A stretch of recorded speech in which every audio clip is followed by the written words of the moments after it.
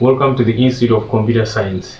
In today's video, we are going to discuss what's on the inside of a computer. With me here, I've got this desktop that I'm going to be using throughout the video. So let me open and see what we have inside. This metal box that you see here, it's called a power supply. And a power supply performs two tasks. Mainly, it reduces the input voltage from about 220 volts to 12 volts. Also, another function of the power supply is to convert alternating current to what we call direct current, or DC. So basically there are two major functions that the power supply performs. And when we talk of direct current, we mean current that does not change direction. When we talk of alternating current, we are looking at current that keeps on changing direction. The function of the power supply is to convert that alternating current into direct current that can be used by our computer. The CPU is underneath this fan that you see here. As I'm removing the fan, you can see that we also have this metal object that we have here. This one is called a heat sink. So I will explain more about this heat sink. This component is called a processor.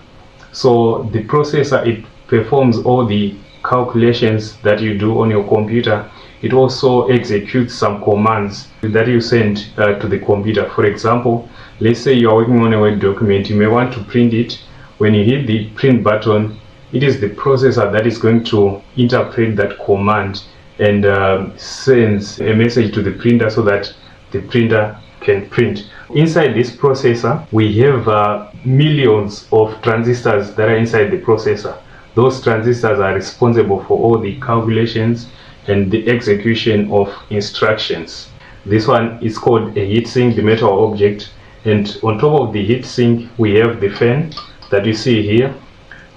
These two things, they basically perform the cooling function on a computer. The heatsink, it takes all the heat that comes from the processor so that the temperature in the processor will be very low. This one is called a hard drive.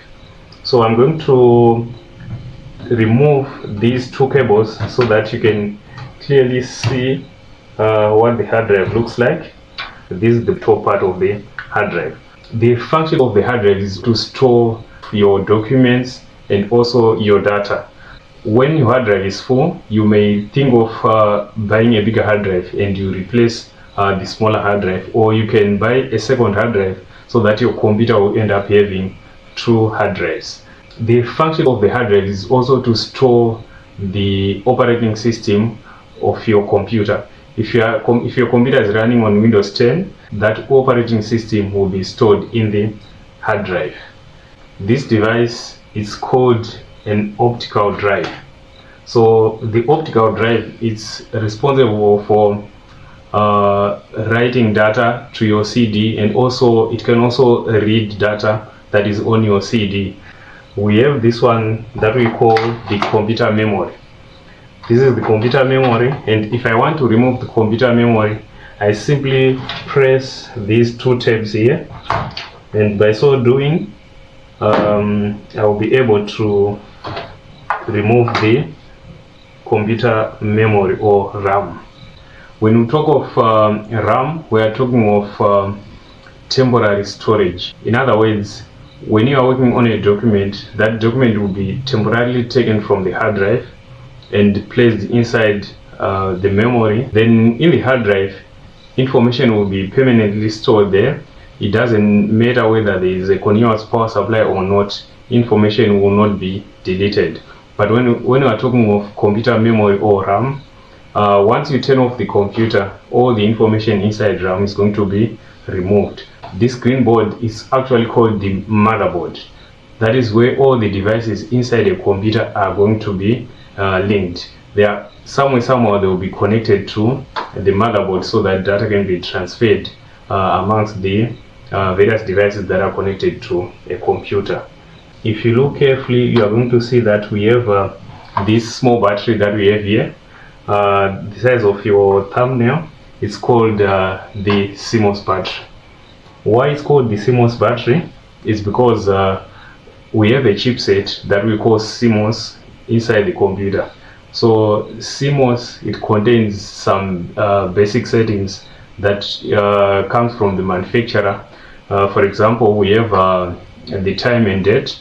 That time and date, it should have a continuous power supply so that it's always correct. So the function of that small battery is to make sure that time is also moving when your computer is off. I'm going to remove it so that you can clearly see.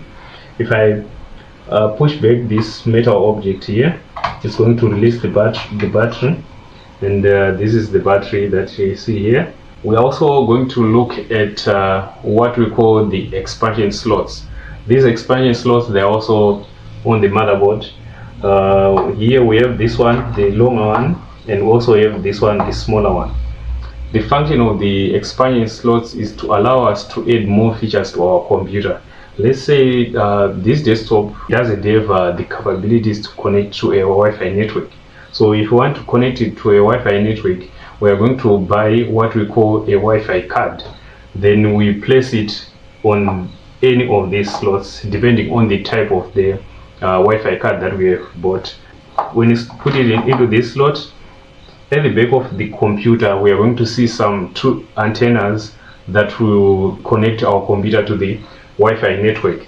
That's it for today. If you have any other topics that you would want us to discuss in our next videos, please leave a comment. Also remember to subscribe to our channel. Thank you.